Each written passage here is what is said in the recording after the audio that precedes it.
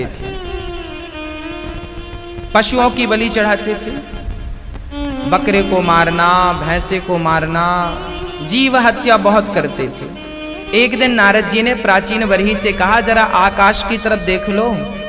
जब देखा तो वो पशु, वही पशु जिनको उन्होंने मारा था, वही पशु लाल लाल आंखें करके उनको देख रहे थे प्राचीन बरही को।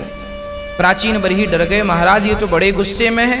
नारद जी बोले, तुम जाओ तो सही, तुम्हें लाखों जन्म तक नरक की यातनाएं सहनी पड़ेंगी। तुमने इन निर्दोष मूक प्राणियों को मारा है, इसका कष्ट तुम्हें सहन करना पड़ेगा, नरक जाना ही पड़ेगा।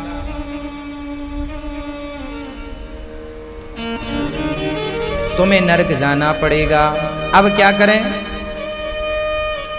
तब एक समाधान की ओर बात गई। देखिए, आज हम लोगों के लिए ये मैसेज है, भागवत कोई कथा नहीं है, भागवत कोई इतिहास नहीं है, भागवत तो हमारी और आपकी कथा है। जब आप भागवत को सुनेंगे तो आपको ऐसा लगेगा कि यार ये घटना तो हमारे संग घट रही है। कोई ना कोई कथा आपके चरित्र से मैच कर जाएगी, जीवन से मैच कर जाएगी। हाँ, अब समझिएगा, हमें बलि नहीं चढ़ानी चाहिए, फिर भी हम लोग बलि चढ़ाते हैं। हमारे हिंदू धर्म में बहुत सारे लोग आज भी बकरे को मारते हैं। जब कभी हम मुसलमान भाइयों से कहते हैं, भाई आप बलि मत चढ़ाया करो, बकरे को मत काटा करो, ये तो पाप है, वो कहते हैं कि आप लोग भी तो मारते हैं। फिर हम लोग, जब हम ही मारते हैं तो हम क्या किसी को समझाएंगे? जब हम ही सही मार्ग पर ना चलें तो हम दूसरों को क्या प्रेरणा दें? जब हम सब में भगवान का दर्शन करते हैं, हमारी विचारधारा सब में भगवान को देखने की है, तो फिर हमने कामाख्या मंदिर में और कलकत्ता के माता जी के मंदिर में को सही वक्त पर सत्संग ना मिला तो फिर मार्ग बिगड़ सकता है। इसलिए ध्रुव जी महाराज ने बचपन से ही मन भगवान में लगाकर आत्म कल्याण कर लिया। हाँ, इन्हीं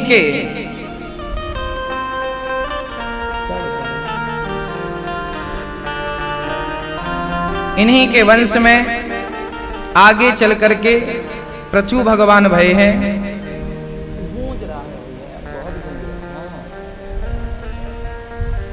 राधे, पृथु भगवान जिन्होंने 10,000 कान मांगे हैं, प्राचीन बरही और पुरंजनोपाख्यान की पावन चर्चा है। प्राचीन बरही कौन, पुरंजन कौन, प्रश्न क्या, समाधान क्या? आइए इस पर विचार करते हैं। पुरंजनोपाख्यान की बड़ी चर्चा है। एक अविज्ञात थे, एक पुरंजन थे। अविज्ञात मतलब भगवान जिसका ज्ञात ना हो, पुरंजन मतलब जीवात्मा, हमारा नाम है पुरंजन, भगवान का नाम है अविज्ञात। हम संसार में उलझ गए, जैसे कि उलझे पड़े हैं, पूरी जिंदगानी उलझन में निकल गई, रास्ता मिला नहीं, शरीर पूरा हो गया, फिर दूसरा जन्म लिया, फिर यही उलझन वहां भी थी, फिर तीसरा जन्म लिया, फिर यही उलझन वहां भी थी।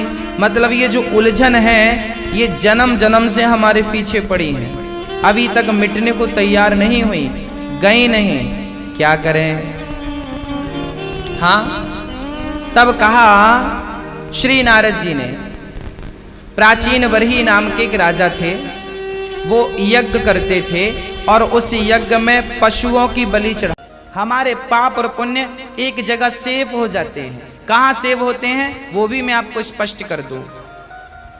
आपने मोबाइल से किसी की फोटो क्लिक की तो वो फोटो जाके सेव कहाँ होती है? मेमोरी कार्ड में, है ना? मेमोरी में जाकर सेव होती है। उसी प्रकार आपने आंख से जो देखा, कान से जो सुना, हाथ से जो किया, पांव से जो चले, वाणी से जो कहा, हृदय से जो सोचा, जो भी आप सोचते हैं, करते हैं, कहते हैं, वो सब का सब सेव कहाँ होता है? हमारे पास दो शरीर होते हैं। एक शरीर का नाम है स्थूल शरीर, जो कि आपके सामने बैठा है। एक शरीर और है जिसे सूक्ष्म शरीर कहते हैं। हम सबके पास कितने शरीर होते हैं? होते तो तीन हैं, कारण शरीर भी, पर कारण शरीर चिता में जल जाने के कारण उसकी गिनती ना करते हुए हम दो शरीरों की बात करें। एक शरीर होता है स्थूल शरीर, ये जो दिख रहा है आपका, हमारा, इसे क्या शरीर बोलते हैं? स्थूल शरीर। एक शरीर और होता है हम सबके भीतर है। आपने कभी अपना सूक्ष्म शरीर देखा? बेटा आपने देखा? मैया आपने देखा? मैया आपने देखा? वो सूक्ष्म शरीर आप सबके पास होता है मेरी माँ। वो सूक्ष्म शरीर कौन सा है?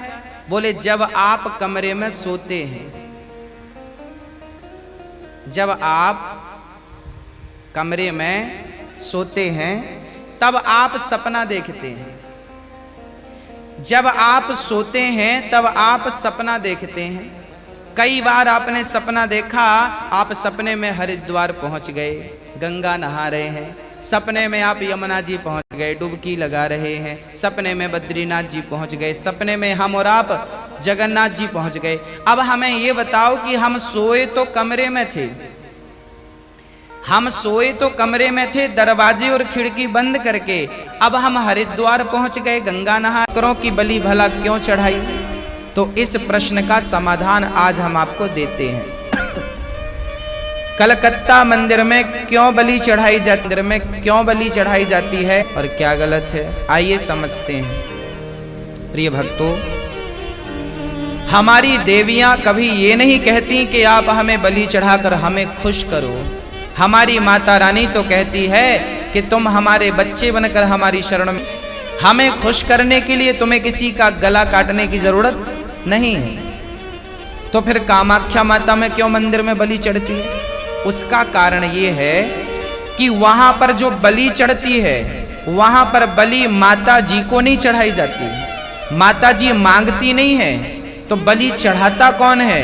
बोले वो वहां पर तांत्रिक लोग होते हैं, तंत्र विद्या को सिद्ध करने वाले लोग होते हैं।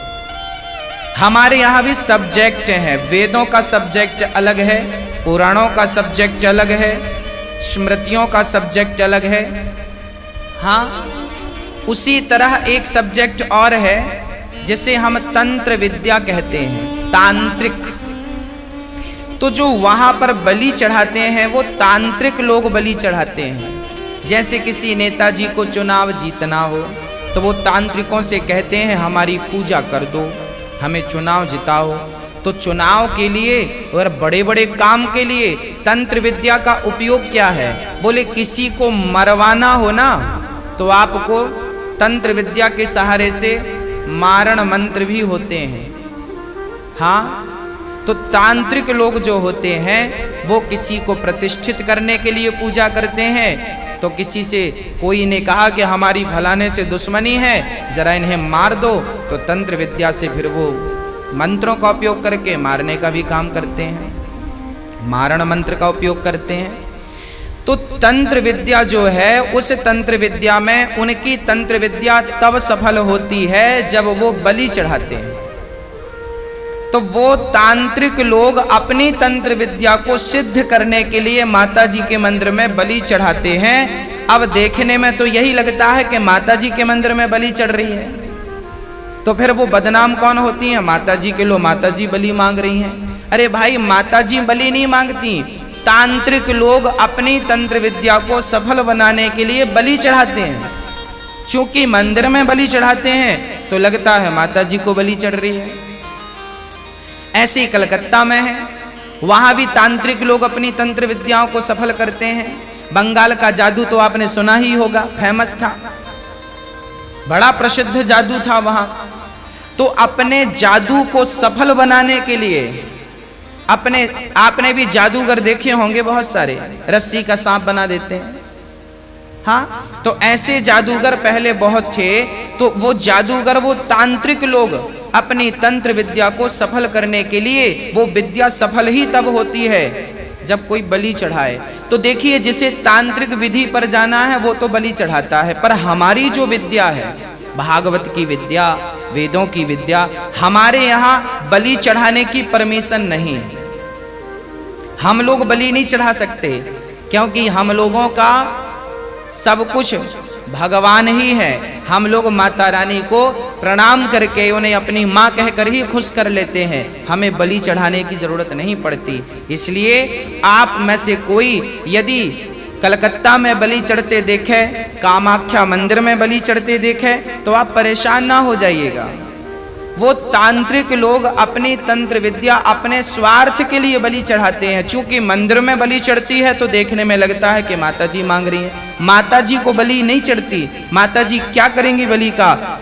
हम कुछ लोग अपने बल का, अपनी शक्ति का, अपने मंत्रों का दुरुपयोग करते हैं। अच्छे बुरे तो देखो सब जगह है।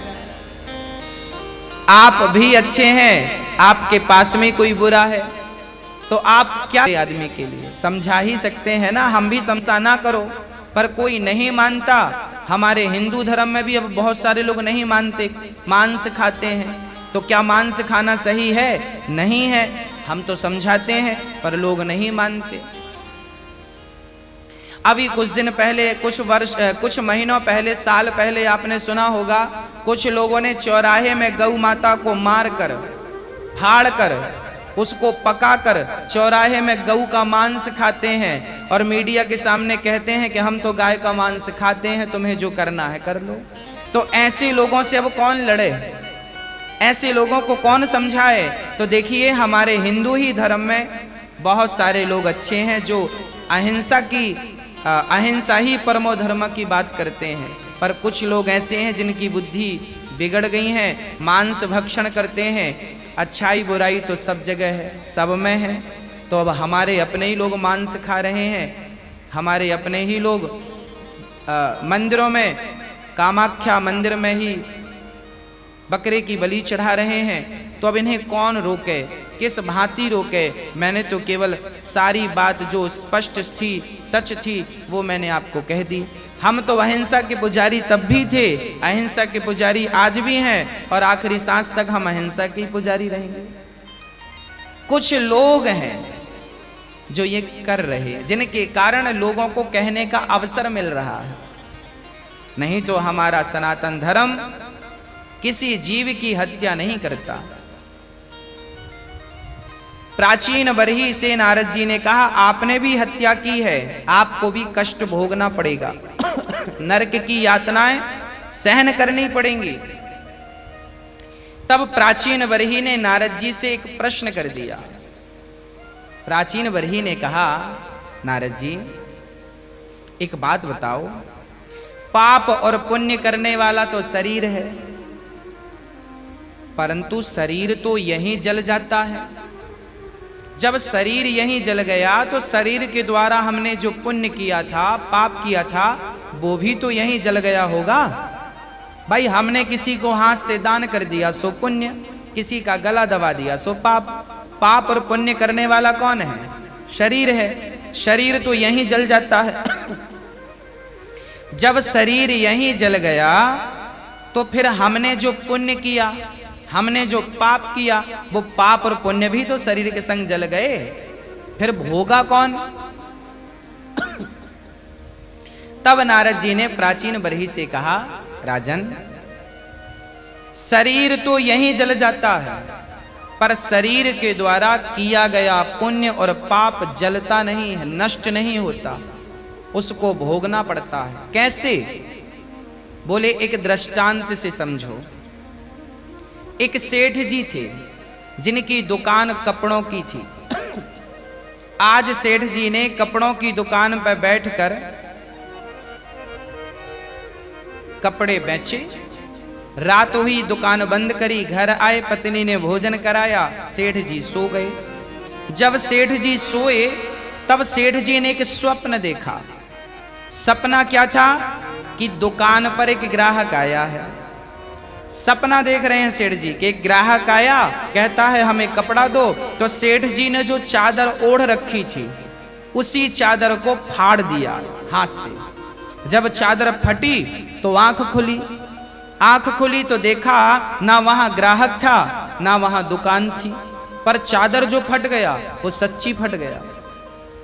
उसी तरह ना ग्राहक सत्य था ना दुकान सत्य थी, पर चादर जो फटा वो सच में फटा। उसी प्रकार ना ये संसार सच है ना तो ये शरीर सच है, पर शरीर के द्वारा संसार में किया गया पाप और पुण्य उसी चादर की तरह सच है, जिसे हमें और आपको भोगना ही पड़ेगा।